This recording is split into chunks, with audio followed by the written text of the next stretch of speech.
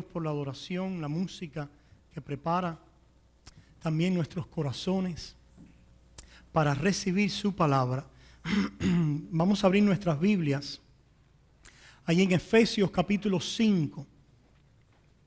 Continuamos mirando a este capítulo con las riquezas de enseñanza que tiene para nuestras vidas. Y vamos a, una vez que estemos allí en Efesios 5, vamos a ir delante del Señor en oración. Oramos. Amante Padre, una vez más, llegamos a este momento sublime, clave en la vida de la iglesia. El momento donde a través de tu palabra, tú, Señor, te diriges a nosotros. Señor, te pedimos que prepares nuestros corazones, nuestras mentes, para recibirla y que podamos a través de ella ser cambiados. Aliéntanos, confórtanos, acércanos más a tu presencia a través de ella. Gracias, Padre. Te pedimos y te pido perdón por mis faltas y mis pecados. En el nombre de Jesús. Amén. Hermanos, habíamos leído el domingo pasado aquí en Efesios 5 el siguiente pasaje. Dice el apóstol Pablo en Efesios 5, versículo 5. Porque sabéis esto, que ningún fornicario o inmundo o avaro que es idólatra tiene herencia en el reino de Cristo y de Dios. Nadie os engañe con palabras vanas, porque por estas cosas viene la ira de Dios sobre los hijos de desobediencia. No seáis pues partícipes con ellos. Habíamos comenzado a ver el domingo pasado este asunto de la idolatría. El apóstol Pablo resume esta amonestación o exhortación donde llama a la iglesia a separarse de la fornicación, de la inmundicia, de la avaricia, y termina hablando de estos términos diciendo que es idolatría. Y entonces nos da esta gran verdad que aquellos que son idólatras no tienen herencia en el reino de Dios, en el reino de Cristo y en el reino de Dios. Comenzamos a ver que hay una conexión. Pablo establece una conexión entre la fornicación o lo inmundo, la inmundicia, con la avaricia y por ende la idolatría. Habíamos comenzado a decir que la conexión es la siguiente: que cuando el hombre no regenerado, el hombre separado de Dios, separado de Cristo, no encuentra en Cristo su satisfacción, su suficiencia, se desvía, se aparta de Dios, se vuelve de cualquier camino que lo lleve verdaderamente a Dios, y ahora se convierte en alguien que persigue con toda la fuerza de su corazón la inmundicia de su corazón. Se convierte en alguien ahora que ha entronado, al haber rechazado al Dios verdadero, en alguien que ha entronado sus deseos pecaminosos. La idolatría no es más que el entronar los deseos de mi carne en mi vida y entregarme a ello con devoción y con gran pasión. El apóstol Pablo dice que aquellos que tienen entronados en ellos, por supuesto habla de la fornicación, como hemos visto, era una característica, ¿verdad?, muy marcada del mundo en el que él vivía. La palabra pornía, que representa cualquier tipo de inmoralidad sexual. Hemos dicho que no solamente caracterizaba aquel mundo de antigüedad, sino también nos caracteriza hoy en día. los programas de televisión, las películas, aquellas cosas que dan rating, quiere decir aquellas cosas que dan audiencia, es aquellas cosas que están cargadas con un tono sexual. Algunas cosas pueden ser atractivas para el mundo, pero de alguna manera muy en particular, aquellas cosas que están cargadas con un tono sexual. La Biblia le llama eso pornía en el griego, de donde viene la palabra pornografía. Caracterizaba el mundo de antigüedad, caracteriza también nuestro mundo hoy, pero el apóstol Pablo abarca mucho más y dice no solamente la inmoralidad sexual, sino cualquier inmundicia. ¿Qué cosa es inmundicia? Todo aquel deseo, ¿verdad?, que busca como un objeto aquello que no es agradable a Dios. Todo aquel deseo, impulso, búsqueda de nuestra carne en oposición a los deseos de Dios y a la voluntad de Dios en nuestras vidas. La idolatría es cuando nosotros entronamos la inmundicia de nuestra carne. Idolatría es inmundicia entronada. Idolatría es cualquier forma en que el hombre manifiesta la inmundicia de su corazón. Cuando hablamos de inmundicia, estamos hablando de todo aquello que es contrario a la voluntad de Dios, que toma diferentes maneras. Y cuando ella es entronada en el hombre no regenerado, esta se persigue con un grado de avaricia que caracteriza la vida del no regenerado. Por eso la conexión de esta inmundicia con la avaricia. Y no es solamente avaricia de dinero.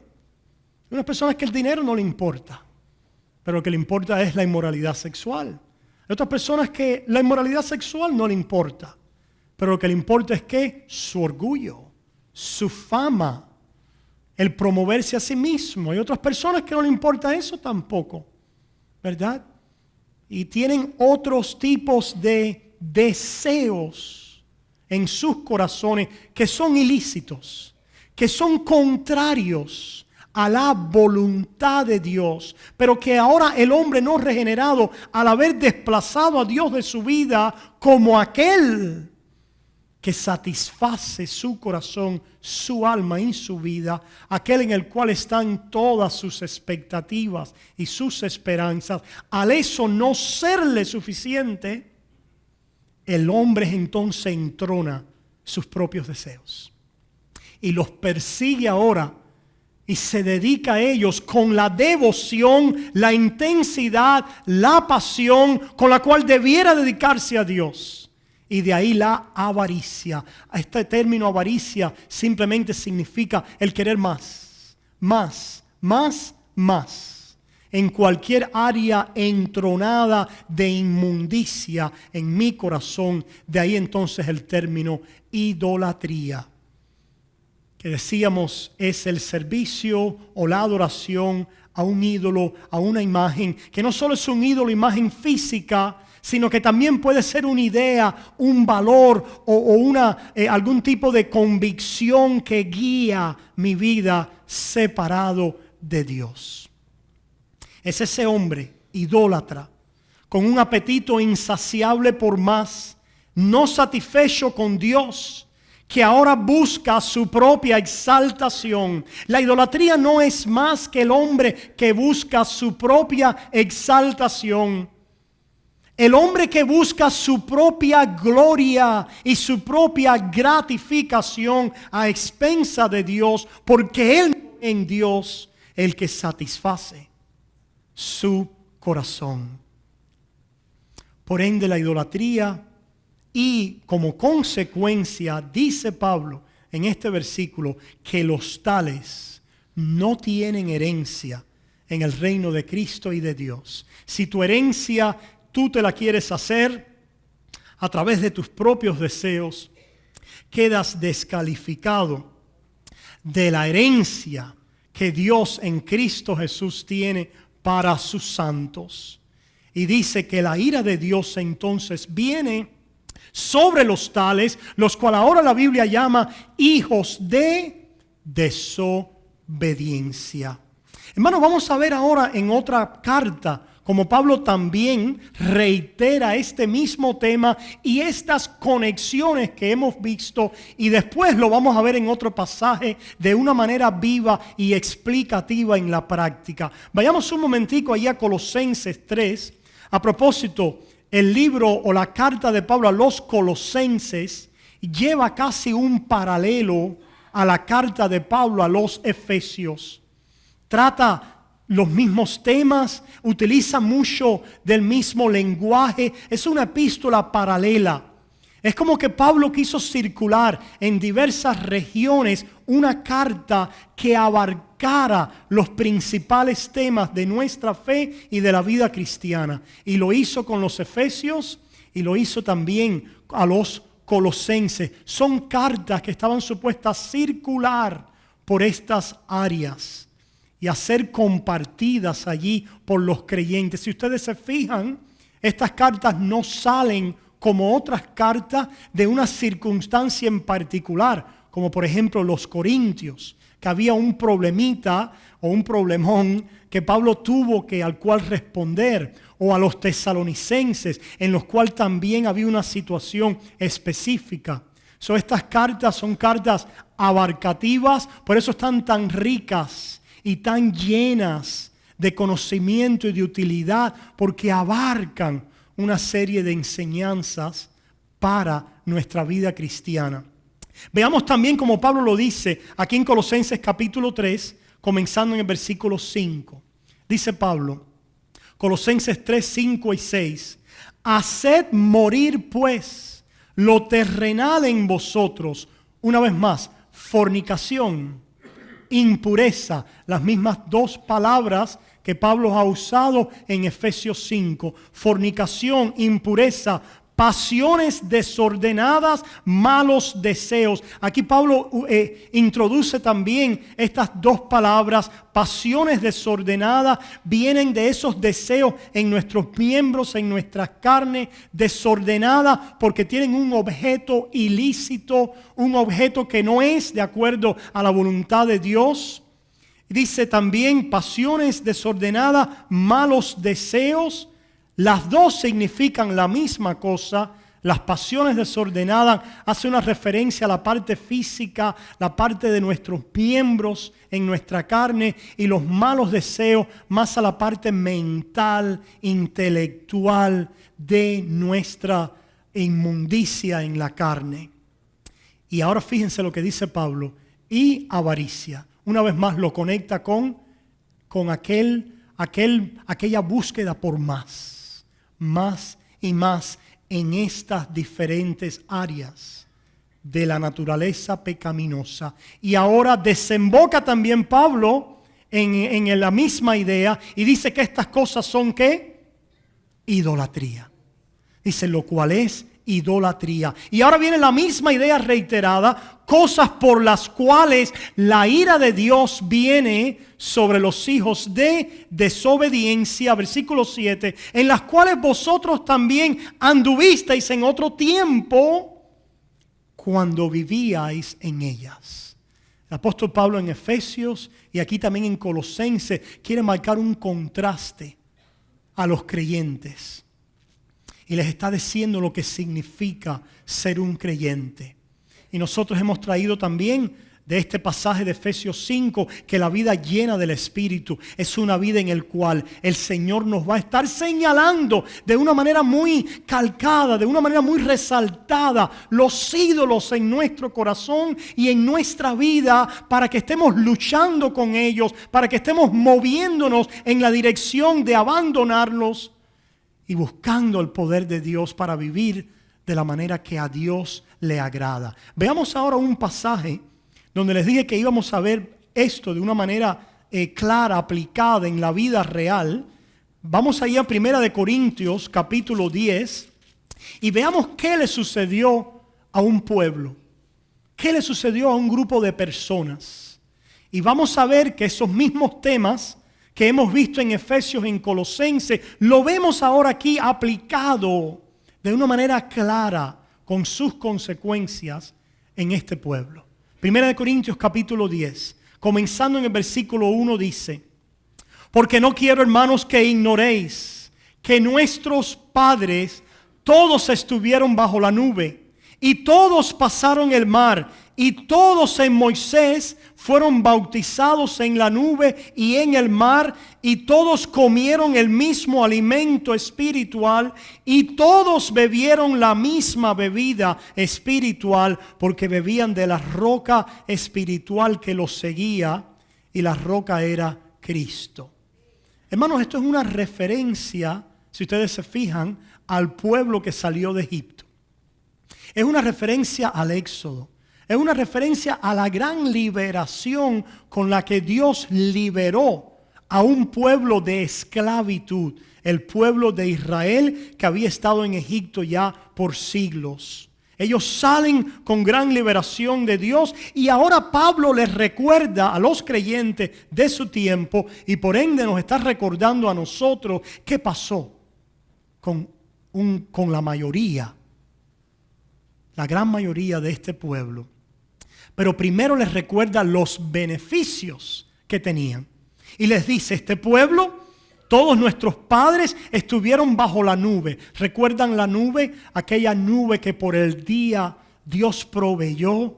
Cuando la nube se levantaba de allí, ¿verdad?, del tabernáculo y se movía, era una señal que el pueblo tenía que levantarse y moverse. Aquella nube que representaba esa guía, esa presencia de Dios con ellos, esa protección también durante el día. Por la noche era una columna de fuego, a pillar of fire, ¿verdad? Se aparecía como un fuego allí en ese cielo, también con el mismo propósito. Todos ellos, todos los que salieron tenían este beneficio. La presencia de Dios estaba allí en ese campamento, estaba allí en ese lugar. Dice también que todos pasaron el mar.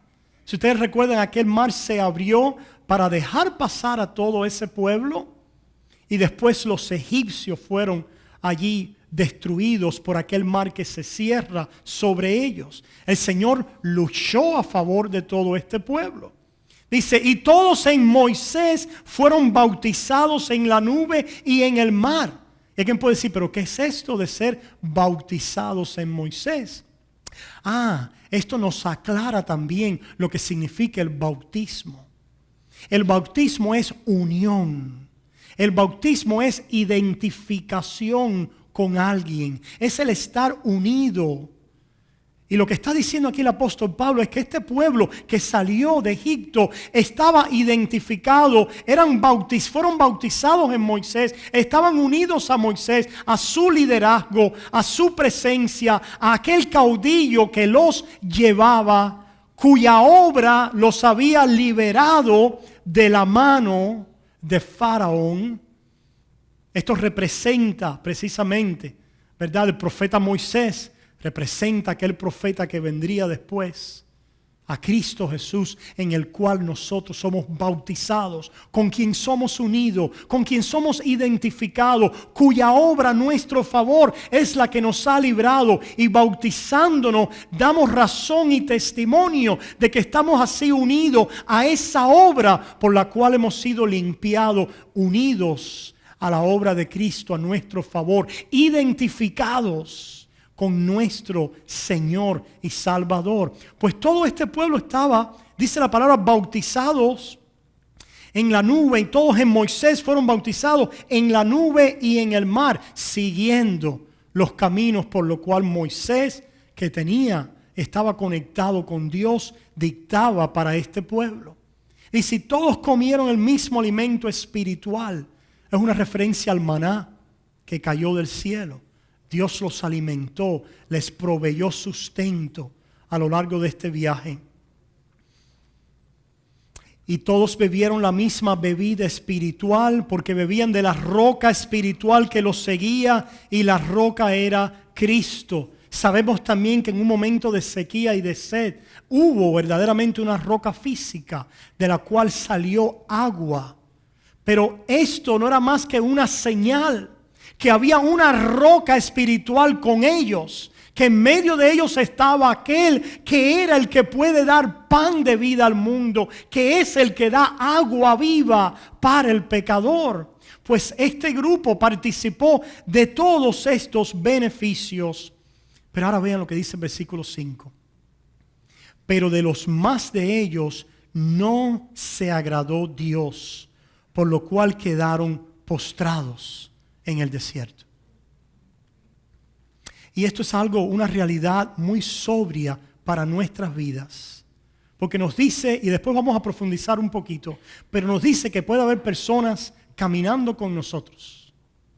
Nos dice que puede haber personas identificadas con el bautismo habiéndose bautizado. Nos dice que puede haber personas comiendo también, escuchando el pan de vida y aún participando en la cena del Señor, comiendo de ese alimento espiritual.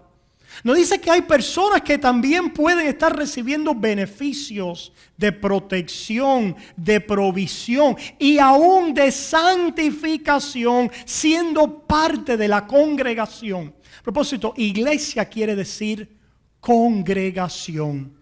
La palabra de Dios nos habla y se refiere a ellos como la iglesia en el desierto, la congregación en el desierto. Y es muy interesante que cayó esta congregación, los más de ellos.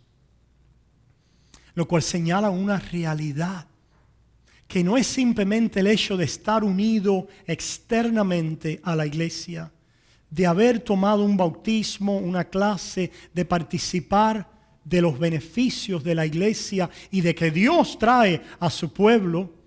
Sabemos que hay beneficios reales, no son beneficios ficticios.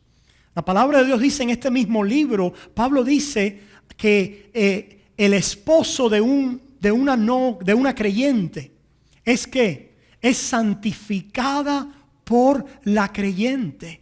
Lo cual tiene implicaciones grandes, ¿verdad? Para nuestras relaciones en nuestra familia con aquellos que todavía no creen. Hay beneficios que recibe un esposo o una esposa no creyente del esposo o la esposa creyente. Porque donde hay un hijo de Dios, ahí está la presencia de Dios, ¿verdad? Ahí está el poder de Dios en acción. Hijos no creyentes también son beneficiados mientras estén en ese seno, en ese hogar, y están caminando bajo la bendición que Dios tiene por aquellos creyentes que moran en ese hogar. Igual en la iglesia. Igual en la iglesia.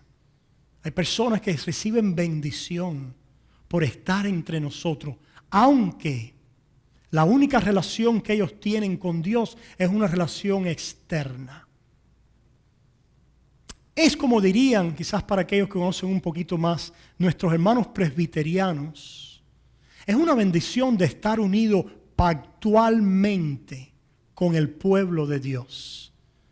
Hijos que crecen en hogares cristianos, personas que se bautizan, personas que toman la comunión.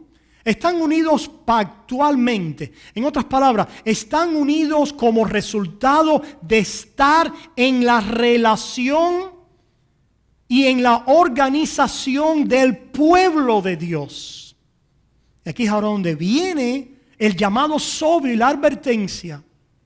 Que aunque puede que haya muchos que estén unidos así pactualmente, porque están en una organización o en un contexto cristiano donde mora la presencia de Dios, puede que parte de ese pueblo, aunque han gozado, visto y probado de algunos de los beneficios de Dios, caigan y no agraden a Dios con sus vidas y caigan en mortandad.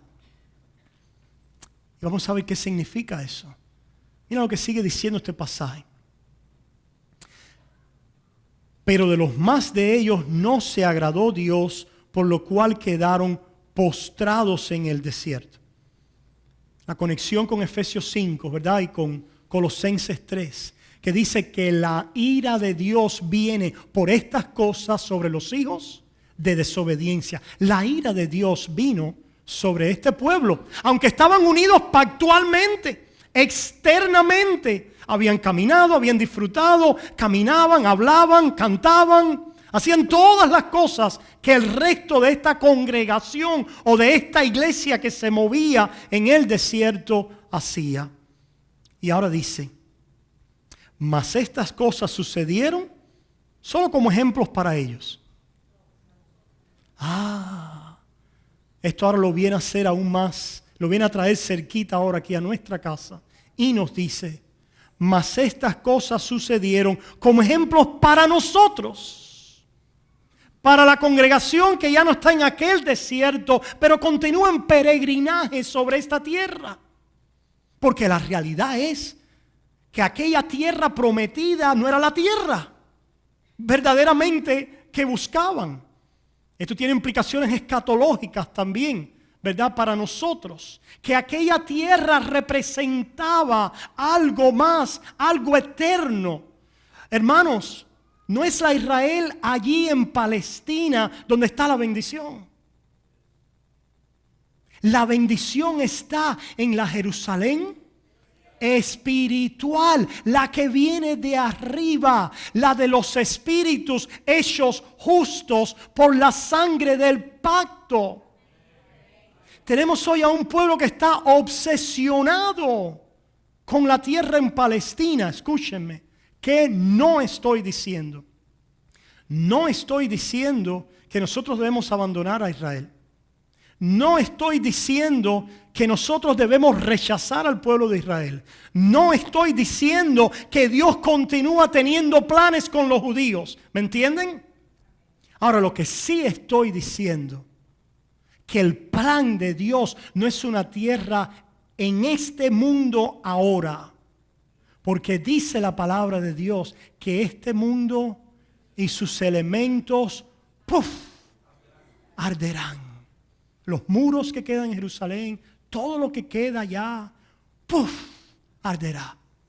Y que lo corrupto y lo mortal no heredará incorrupción e inmortalidad. La Jerusalén celestial es aquella que buscaba Abraham, que dice que salía, pero que buscaba una ciudad cuyo arquitecto y fundador era Dios.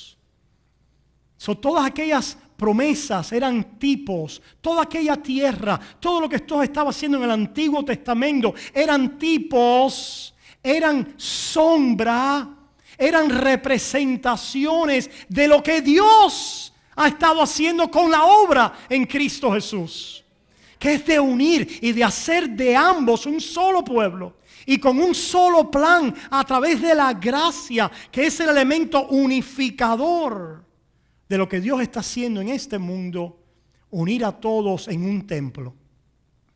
¿En el templo en Israel? No. En aquel que dijo, ustedes destruyen este templo y yo lo edifico y lo vuelvo a levantar en 3 días. En aquel también que nos ha dejado su Espíritu Santo, a través del cual dice que hay un templo que está siendo construido. Hermanos, no mires a Jerusalén a ver el templo construido.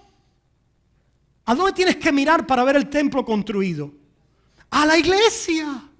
Porque la iglesia es la nueva Jerusalén. Y dice que nosotros estamos siendo construidos como piedras preciosas, como un templo agradable al Señor. Y Dios está preparando esta nueva sociedad de creyentes para glorificar su nombre, donde dice que Él va a recapitular todas las cosas. Lo dice en Efesios, es la palabra que utiliza cuando dice que va a unir todas las cosas con Cristo a su cabeza. Ese es el plan de Dios. No hay otro plan fuera de eso. No hay un plan por aquí al lado con un grupo, no hay algo diferente. Dios en Cristo Jesús va a unir y va a restaurar todas las cosas. Y perdí el hilo de a dónde iba con esto. Pero si volvemos a 1 Corintios 10, nos dice que estas cosas sucedieron como ejemplos para nosotros. Dice ahora, para que no codiciemos cosas malas como ellos codiciaron. Y esta es la idea que Pablo tiene en Efesios 5, ¿verdad? Donde nos habla de nuestras pasiones, donde nos habla de nuestros deseos desordenados, nos habla de la inmundicia, de la fornicación en nuestro corazón. Dice, para que no codiciemos cosas malas. A propósito, la palabra esta tiene que ver con pasión, para que no estemos apasionados sobre cosas malas. Pero es muy interesante que hay que ponerle un objeto a este verbo para hacer lo malo. En otras palabras, Dios te creó con deseos legítimos y te dio afecciones y pasiones que son buenas siempre que Él sea el centro de tus afecciones. Dios nos dio la sexualidad para a través de ella representar su relación eventualmente con la iglesia, para procrearnos en este mundo, para disfrutar a la persona amada en el vínculo del matrimonio. Dios nos ha dado esta creación que es rica, con frutos, con provisiones, con colores, con paisajes, con tierra. ¿Qué representa todo esto? Con animales de toda variedad. ¿Qué representa todo esto? El Dios que está lleno de bendición. Todo lo que hace Dios fluye de un Dios en el cual está todo bien. Decíamos el domingo pasado, toda buena dádiva, todo don perfecto. Él es un Dios rico en todo lo bueno. En todo lo bueno es un Dios rico. Y eso lo vemos en la creación. Se ha desbordado. ¿Para qué tanta variedad de insectos? Es porque Dios está manifestando su riqueza. ¿Para qué tanta variedad de cosas en el mundo y de plantas y de colores y tanta variedad? Es porque Dios está manifestando la riqueza de su ser. Y todo tiene un propósito, ¿verdad? Y todo en armonía funciona para la honra y la gloria de Dios. El problema es que el hombre se ha separado de Dios. El hombre ha quitado a ese Dios que es donde radica todo bien y ha pensado que puede perseguir el bien sin Dios. Y entonces ha quitado el objeto de adoración que es Dios y lo ha echado a un lado y se ha quedado ahora con sus pasiones y deseos, pensando que le van a satisfacer. Y al volverse de esa manera en búsqueda de estas cosas, crea ídolos. Y decíamos el domingo pasado, se convierte en una fábrica de ídolos, porque finalmente el gran ídolo que hay en el hombre así es su propio yo. El hombre buscando su propia exaltación, gratificación y su propia gloria, y persiguiéndola con devoción, con lealtad y rendida y sometida a esa búsqueda. Eso es idolatría. Y lo vemos ahora aquí, ¿verdad? De una manera bien detallada, como ahora Pablo lo describe. Dice que ellos, dice, no seáis idólatras como algunos de ellos. Según está escrito, se sentó el pueblo a comer y a beber y se levantó a jugar. Un banquete. ¿Hay algo malo con un banquete? Nada malo con comer y beber. Nada malo. Dios provee. Dice la palabra de Dios, uno de los predicaciones de Pablo en el libro de Hechos. Él dice, Dios ha proveído cosechas y bienes para que ustedes se satisfagan. Les ha dado buenas dádivas. No hay nada malo con eso. El problema es que el pueblo hizo esto porque lo hizo en rebeldía contra Jehová. Porque ellos que supuestamente debían estar esperando a Moisés, el cual se estaba encontrando con Dios y traía los oráculos de Dios para ellos. Ellos que debían estar a la expectativa. Si acaso debieran haber estado en oración, en cántico, debieran haber estado allí gloriosos, regocijándose que el Dios de la creación los había escogido y los había santificado y ahora venía a traer su misma palabra a través de un mediador. ¡Qué alegría, qué gozo! El Dios que los estaba protegiendo y preservando en este desierto y que tenía buenos planes con ellos. ¿Qué debería haber estado haciendo este pueblo? ¿Qué debería haber estado haciendo? Pero dice que ahí en 1 Corintios 10, dice que se sentaron a comer y a beber y se levantaron a jugar. Y el sentido de estas palabras es el sentido de que se levantaron a una orgía. Al no haber estado satisfecho con Dios, al haber volteado la espalda a Moisés, al haber dicho, este Dios, no estamos seguros de quién es Él, qué va a pasar, Moisés se demora, nosotros necesitamos divertirnos, tenemos pasiones y deseos que tenemos que satisfacer y este Dios no la está satisfaciendo. Lo que hemos visto no es suficiente, lo que hemos visto no es suficiente para poder rendirnos a Él.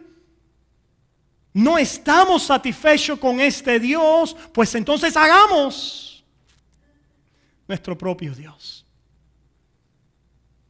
¿Y de dónde salió este ídolo? Del corazón entronando su pecado, su suciedad, su deseo en la carne ilícito, porque Dios no me satisface. La idolatría resalta un alma que no está satisfecha en Dios.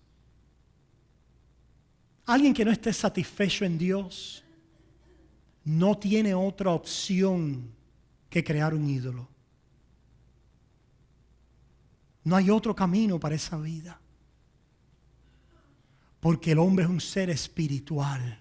Y o Dios está entronado en su corazón, o Él mismo está entronado en su corazón con sus pasiones y deseos. Y es muy interesante ver entonces las implicaciones de que se sentaron a comer y se levantaron a jugar. Qué interesante, ¿verdad? Interesante que nuestra sociedad, yo no sé cuántos de ustedes hispanos conocen la verdad, la cultura, la van conociendo. Los americanos dicen que ellos trabajan duro para jugar duro. We work hard so we can play hard. And we know what that playing hard is about. Y sabemos de qué se trata ese jugar duro. Viernes happy hour. La discoteca. El abandonar todas las cosas ahora para entregarme a la búsqueda de mi propia gratificación y mis deseos. Pero no en Dios, porque Dios no me satisface. Tengo que buscarlo a mi propia manera. Tengo que entregarme a mis propios deseos y a la inmundicia de mi corazón. Lo vemos ahí también, lo vemos también reflejado en la fiesta americana,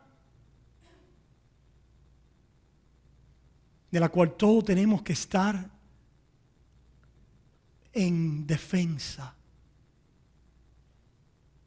La fiesta americana se puede convertir en la pesadilla americana.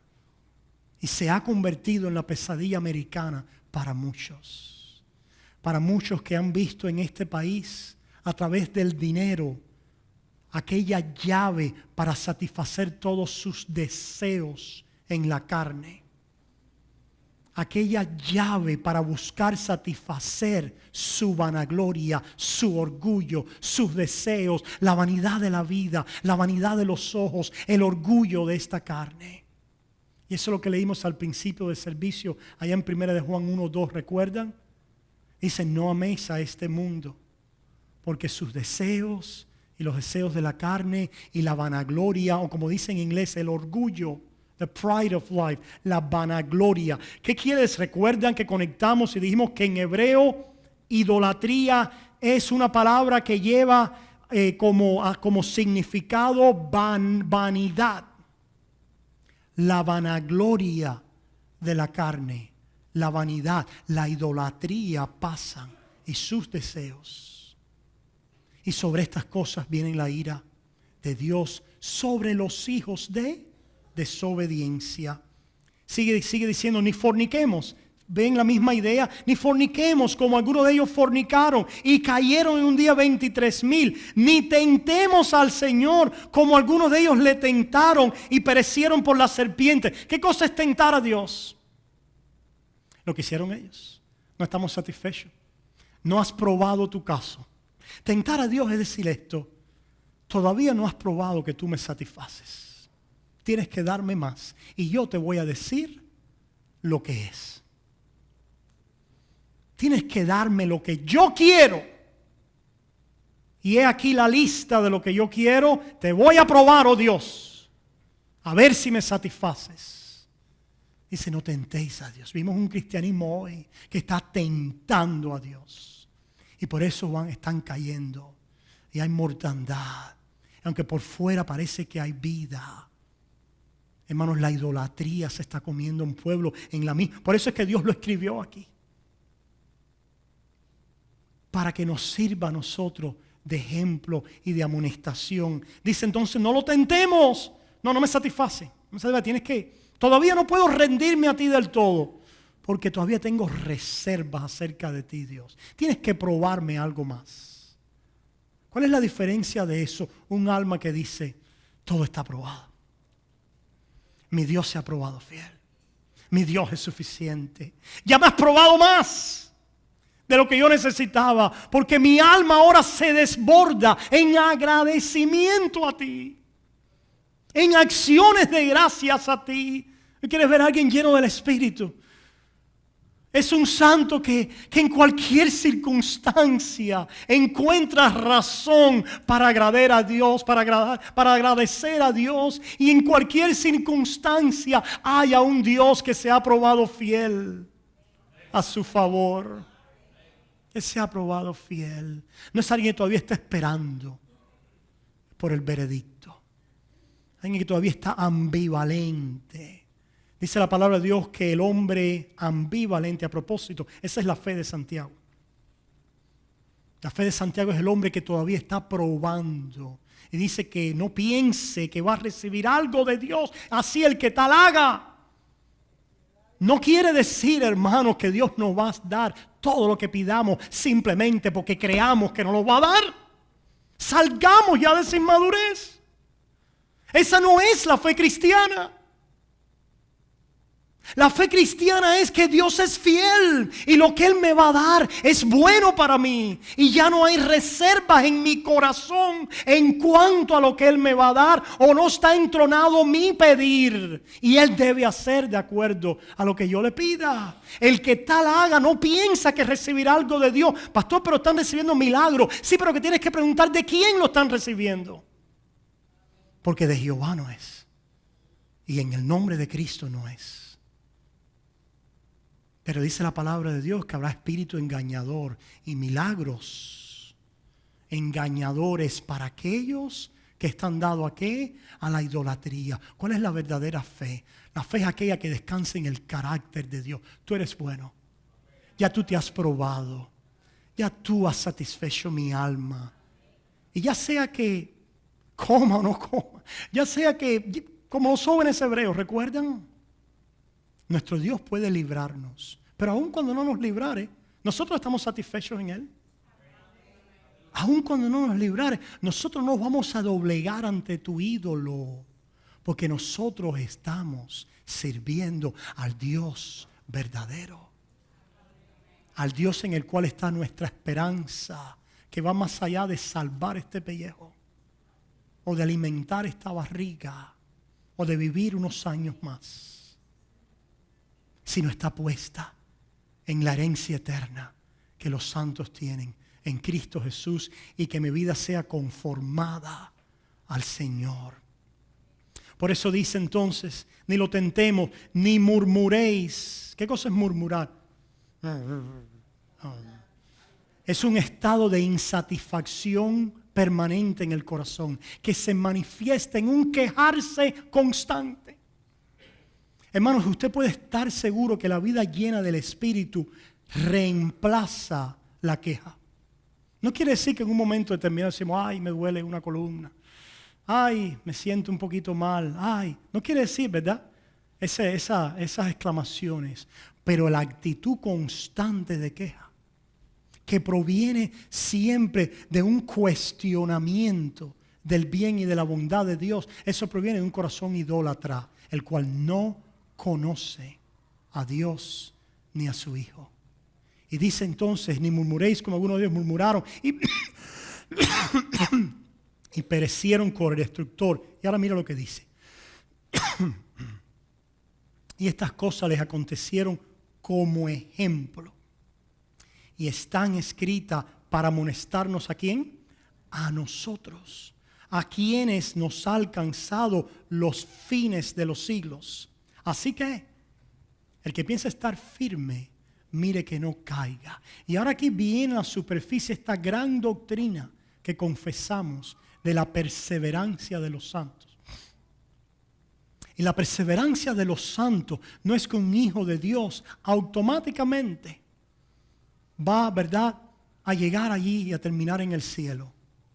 La perseverancia de los santos es que un hijo de Dios, a través de caminar con Cristo, a través de servirle, a través de hacer morir en Él las obras de la carne, a través de crecer en el Espíritu, a través de buscar y luchar contra el pecado, a través de sufrir con Cristo, a través de permanecer en el camino que Dios tiene para nuestras vidas, llega al final. Y por eso, hermanos, los dejo ahora con Hebreos 3, que nos explica ahora teológicamente qué pasó. Nos abre la cortina para explicarnos qué pasó con este pueblo. Con eso vamos a terminar. Hebreos 3 dice, comenzando ahí en el versículo 12, mirar hermanos, que no haya en ninguno de vosotros corazón malo de incredulidad para apartarse del Dios vivo. ¿Por qué es que alguien se aparta de Dios? Porque nosotros vemos personas que están y después no están. Y se apartaron al mundo. Se fueron, mas nunca regresaron. Dice esta palabra en Hebreos. No es porque tuvieron fe y la perdieron. No es porque tuvieron salvación y la perdieron. No es porque realmente fueron partes del pueblo de Dios y después dejaron de serlo. Escucha lo que dice Hebreos, que tan mal interpretado es hoy en día por personas sin discernimiento para entenderlo. Mira lo que dice.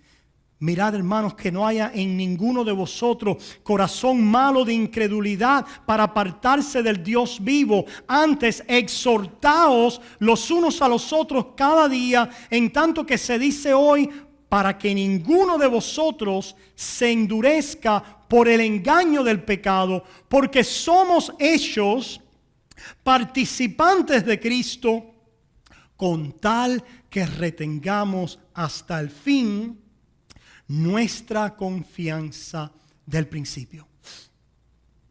¿Qué es lo que estaba pasando con este pueblo? Bueno, tenemos la exhortación a permanecer, a perseverar, a decir, tú vas a ser salvo si perseveras. Eso es lo que está diciendo el pasaje, ¿verdad? Aquel va a llegar a la salvación a través de la perseverancia, a través de permanecer en la misma confianza del principio. En otras palabras, a todo aquello que Dios ha ordenado como medio de gracia para ayudarnos a crecer y a dar fruto, es parte de cómo Dios nos ha salvado, nos va a salvar y va a completar esta salvación. No va a ser sin esta obra en nuestras vidas. Dice, tenéis que mantener ¿qué? La misma confianza del principio. Y mira lo que sigue diciendo. Versículo 15. Entre tanto que se dice, si oyeres hoy su voz, no endurezcáis vuestros corazones como en la provocación. Ahora esto es una referencia al pasaje que leímos, que lo encontramos allí, ¿verdad? En Éxodos, en Números, todos estos eventos. Dice ahora, miren ahora, hermanos, versículo 16. ¿Quiénes fueron los que habiendo oído le provocaron? ¿No fueron todos los que salieron de Egipto por mano de Moisés? ¿Y con quienes estuvo él disgustado 40 años? ¿No fue con los que pecaron, cuyos cuerpos cayeron en el desierto? ¿Y a quienes juró que no entrarían en su reposo, sino aquellos que desobedecieron?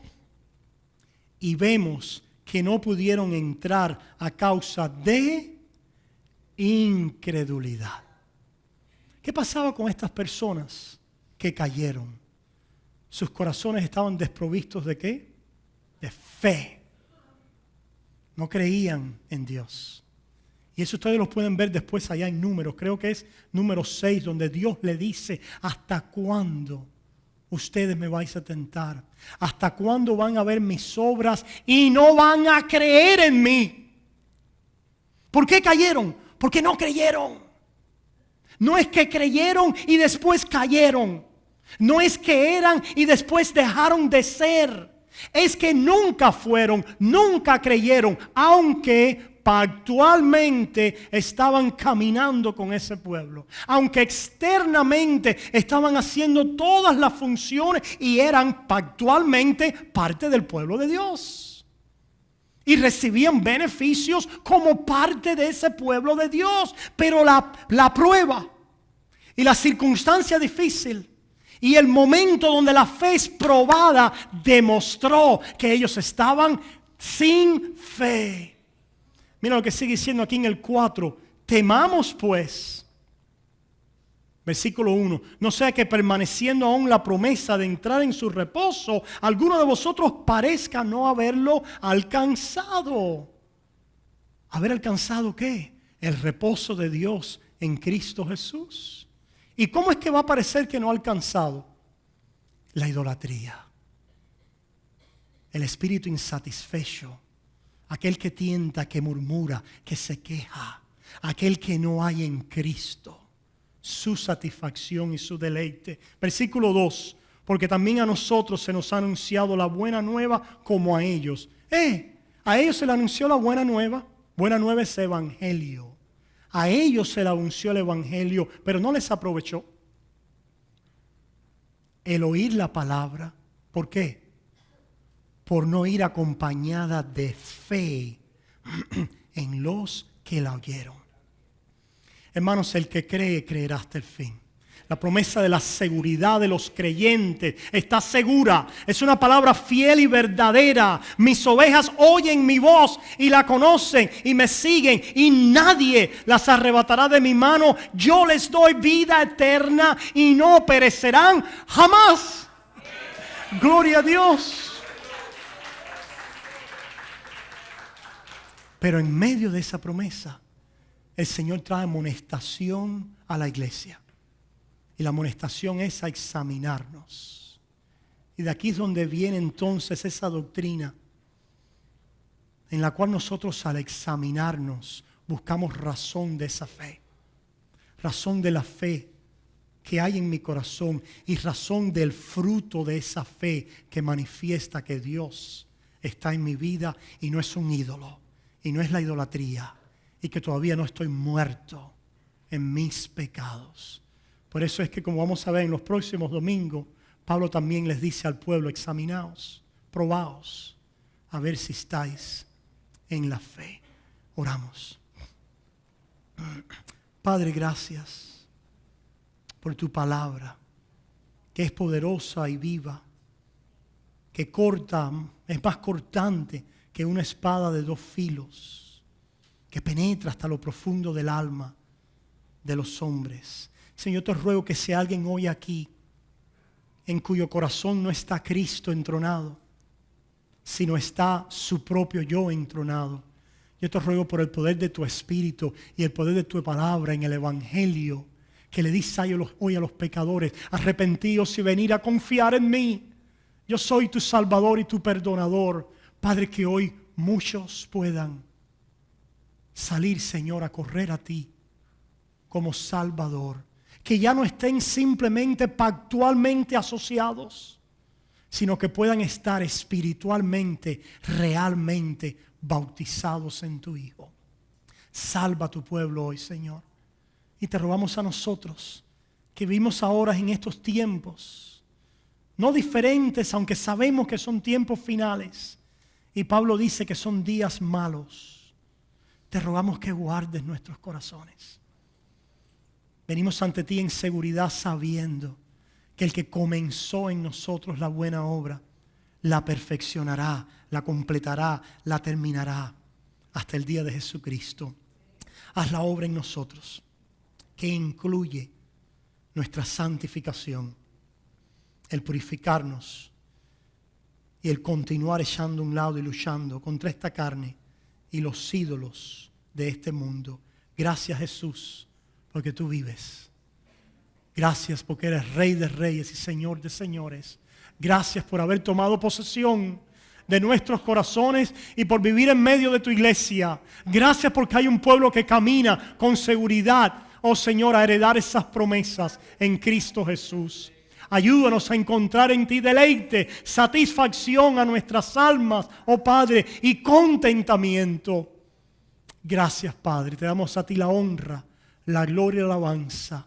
Te lo pedimos todo en el nombre que es sobre todo nombre, el nombre de tu Hijo amado Jesucristo. Y el pueblo de Dios dice, amén, amén.